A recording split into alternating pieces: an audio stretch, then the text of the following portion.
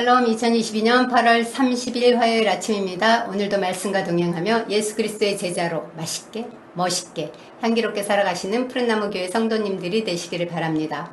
먼저 사도신경으로 우리의 신앙을 고백하신 후에 말씀 나누도록 하겠습니다. 전능하사 천지를 만드신 하나님 아버지를 내가 믿사오며 그 외아들 우리 주 예수 그리스도를 믿사오니 이는 성령으로 잉태하사 동정녀 마리아에게서 나시고 본디오 빌라도에게 고난을 받으사 십자가에 못 박혀 죽으시고 장사한 지 사흘 만에 죽은 자 가운데서 다시 살아나시며 하늘에 오르사 전능하신 하나님 우편에 앉아 계시다가 저리로서 산자와 죽은 자를 심판하러 오시리라.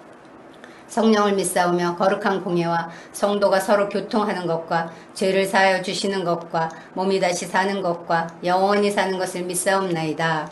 아멘. 오늘 함께 나눌 말씀은 히브리서 13장입니다. 13장은 히브리서의 마지막 장이기도 합니다.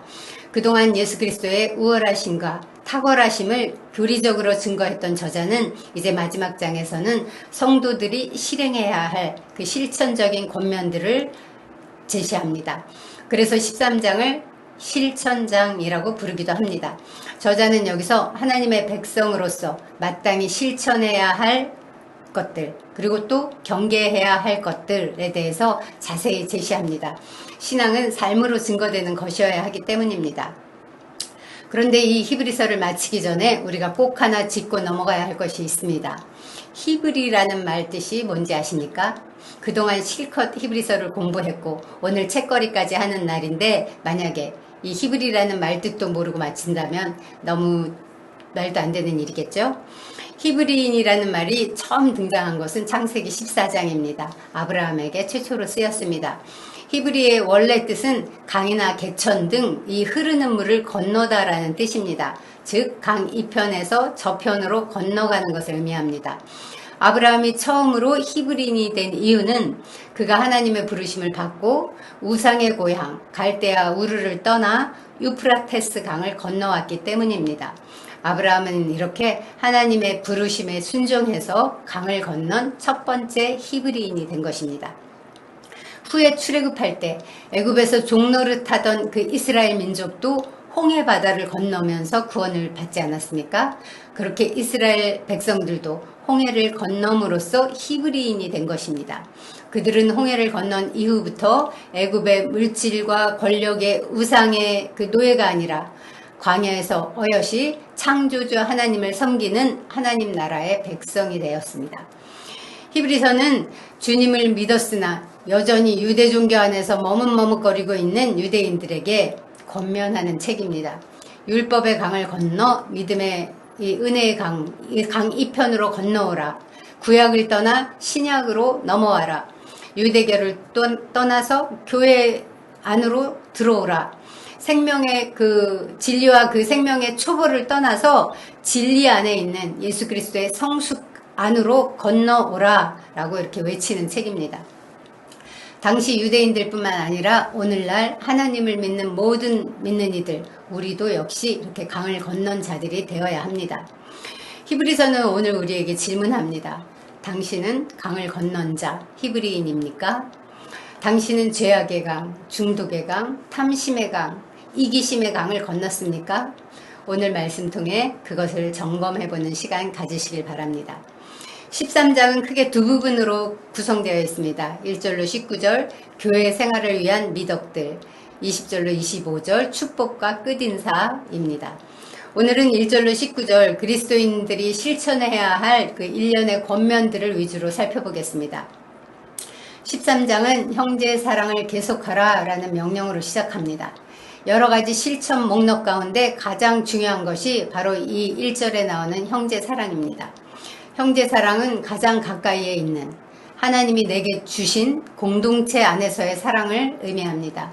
이는 일반적인 우정이나 감정적인 연대감을 넘어서 재산을 공유한다든지 어떤 활동을 함께 한다든지 하는 이런 구체적인 행동과 희생적인 헌신을 포함하는 말입니다. 이것은 그리스도인들이 지속적으로 실천해야 하는 덕목이기도 합니다. 그래서 저자는 형제 사랑을 일회성으로 하지 말고 계속하라고 권면합니다. 믿음이 약해진 그 성도들을 서로 결속시키고 또 그리스도 안에서 이 교제를 나눌 수 있게 하는 힘이 이 지속적인 사랑에 있기 때문입니다. 그런데 머리로는 알겠는데 우리의 실제는 어떻습니까? 부부, 부모, 자식, 형제, 자매, 직장 상사나 뭐 동료, 시댁 식구들, 하다못해 교회 지체들까지 우리가 사랑하기가 쉽던가요? 그렇지 않죠? 사랑하려고 애써 마음을 먹어도 잘 안 되죠? 사실 남편도 아내도 자식도 부모도 목사도 또 교회 지체도 직장 상사나 동료도 그 누구도 사랑할 만하지 않습니다. 그래서 성경에서 말하는 이 형제 사랑에는 아무런 단서가 없는 것입니다. 만일 우리가 형제의 모습, 그의 됨됨이, 뭐 인격이나 성품 그런 것을 보고 사랑한다면 우리는 단 한 사람도 사랑하지 못할 것입니다. 그런데 성경은 왜 그런 사랑하기 힘든 사람들, 함량 미달인 사람들을 사랑하라고 하는 것일까요? 우리가 먼저 그런 사랑을 받았기 때문입니다. 자격 없는 내가 먼저 그런 사랑을 받았습니다. 하나님께서 나를 그렇게 사랑하셨고 그분이 이제 너희는 서로 사랑하라고 명령하셨기 때문에 우리도 형제를 조건 없이 사랑해야 하는 것입니다. 누군가 사랑하기가 너무 힘들게 느껴질 때 그때 내 판단, 내 감정, 내 생각을 주인 삼지 마시기 바랍니다. 오늘 이 주신 말씀을 주인 되게 하시기 바랍니다. 말씀이 말씀되게 하는 이가 바로 믿는 이들입니다. 주께서 만나게 하셨고 주께서 공동체가 되게 하셨음을 기억한다면 그리고 그 주님을 우리가 나의 주로 인정한다면 힘들더라도 사랑하기를 포기하지 말고 계속하는 저와 여러분 되시기를 바랍니다. 두 번째로 저자는 앞절에서 권면한 형제 사랑을 더 확대해서 손 대접을 잊지 말라고 당부합니다. 손님 대접은 나와 직접적인 연관이 없는 공동체 밖의 사람들에게 베푸는 친절과 호의입니다. 저자는 손님 대접함으로써 부지 중에 천사들을 대접한 아브라함을 예로 들면서 손님 접대가 얼마나 중요한지 그리스도인이 왜 손님 접대를 해야 하는지를 강조합니다. 그때 아브라함이 세 사람의 손님이 왔을 때 그들을 대접했을 때 사라에게 이삭의 출생을 알리는 그런 놀라운 축복의 메시지를 듣지 않았습니까?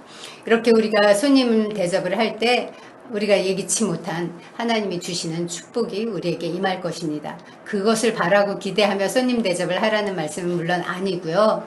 우리가 이렇게 정말 손님 대접에 힘쓰다 보면 그것을 나의 삶으로 실천하다 보면 그런 우리가 기대하지 않았던 축복도 우리에게 올 수도 있다는 것입니다. 당시 그리스도인들은 그 핍박 가운데 복음을 전해야 했기 때문에 이 복음을 전하러 다니는 전도 여행자들이 그 숙식을 해결하는 일이 쉽지 않았습니다. 그리스도인들이 손님을 그런 순회 전도자들을 대접하지 않으면 이 복음 사역은 큰 지장을 받을 수밖에 없었습니다. 그래서 손님 대접에 대한 이 권면은 이 초기 그리스도인들에게는 너무나 중요한 메시지였고 그들이 반드시 지켜야 할 의무가 된 것입니다. 여기에서도 우리가 기억할 게 하나 있습니다. 순회 전도자를 대접하는 것, 이거 역시 전도자의 인품이나 무슨 자격을 보고 하는 것이 아니라 우리가 먼저 하나님으로부터 받은 은혜 때문에 하는 것이라는 것이죠. 우리가 사랑하는 것, 누구를 접대하는 것, 그 상대의 어떠함에 달려있지 않습니다. 우리가 받은 사랑, 먼저 받은 은혜를 기억할 때 우리가 그것을 할 수 있는 그런 사람이 되는 것입니다. 셋째, 자기도 함께 갇힌 것 같이 갇힌 자를 생각하고 자기도 몸을 가졌은 즉 학대받는 자를 생각하라 라고 말합니다. 여기서 저자는 형제자 사랑에서 손님 접대로 또 손님 접대에서 갇힌 자와 학대받는 자를 생각하는 그들을 대우하는 그런 것으로 우리가 실천해야 할 덕목, 영역을 점점 더 확대하고 있습니다. 여기서 말하는 갇힌 자와 학대받는 자는 신앙 때문에 악한 이런 대우를 받는 그리스도인들을 가리키는 말입니다. 그리스도인 공동체는 이런 신앙 때문에 고통당하는 그 소외된 지체들을 마치 내가 갇힌 것처럼, 내가 학대받는 것처럼 생각하면서 그들을 도와야 합니다. 다른 사람의 입장에 자신을 놓는 것, 이런 사람이 바로 성숙한 사람입니다. 예수님이 바로 그렇게 사셨습니다. 넷째, 결혼을 귀히 여기고 침소를 더럽히지 말라고 합니다. 음행하는 자들과 간음하는 자들을 하나님이 미워하십니다. 세상법으로는 간음죄, 간통죄 이런 게 폐지되었지만 하나님 나라에서는 결코 그렇지 않습니다. 음행하는 자들과 간음하는 자들을 하나님이 심판하시리라 라고 성경은 분명히 경고합니다. 성적인 범죄를 통해서 침소를 더럽히는 것, 이것은 하나님이 제정하신, 가정을 거룩하게 제정하신 결혼을 욕되게 하는 행위입니다. 그것은 동시에 하나님을 모독하는 행위이기도 합니다. 하나님은 고린도전서 6장에서 강력하게 말씀하셨습니다. 사람이 범하는 죄마다 몸 밖에 있지만 음행은 몸 안에다 죄를 짓는 거라고요. 그래서 음행을 피하라고요. 또 우리의 몸은 너희의 것이 아니라 예수 그리스도의 피값으로 사신받은 것이고 성령님이 거하시는 성전이니까 그렇게 함부로 대하고 그 몸 안에 함부로 죄를 지으면 안 된다고 경고하셨습니다. 우리 몸으로 할 수 있는 것은 하나님께 영광을 돌리는 일입니다. 다섯째, 돈을 사랑하지 말고 있는 바를 족한 줄로 알라 하시고 이어서 내가 결코 너희를 버리지 아니하고 너희를 떠나지 아니하리라 라고 약속하셨습니다. 이것은 나의 모든 죄, 나의 이기심, 나의 고집, 나의 탈선에도 불구하고 주님이 절대로 나를 버리지 않겠다는 뜻입니다. 이 말씀은 또 주님이 우리의 삶을 책임져 주시겠다는 뜻이기도 합니다. 그러니 이제 더 이상 두려워하지 말아라. 재물로 인해, 먹고 사는 일로 인해, 너의 노후로 인해 제발 걱정하지 말아라. 내가 너를 책임지겠다라는 뜻입니다. 지금까지 하나님으로부터 이 음성을 한 번도 들은 적이 없으시다면 지금 이 시간 다시 들으시기 바랍니다. 하나님께서 나를 떠난 것 같고 하나님께서 나를 버린 것 같은 그 순간, 그때가 바로 이 말씀을 들을 때입니다.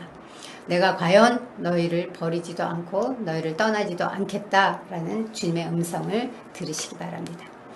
기꺼이 주님을 신뢰하고 기꺼이 주님께 우리의 모든 장래를 맡기고 그리고 주님과 함께 그 은혜를 누리면서 살길 원하십니까?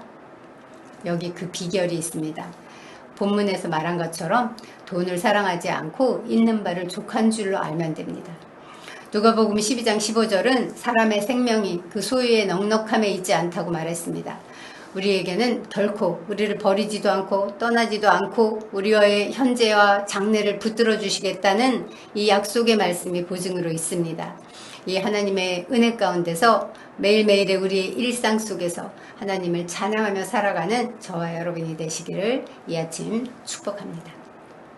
계속해서 저자는 신앙생활에 관련된 덕목들을 권면합니다.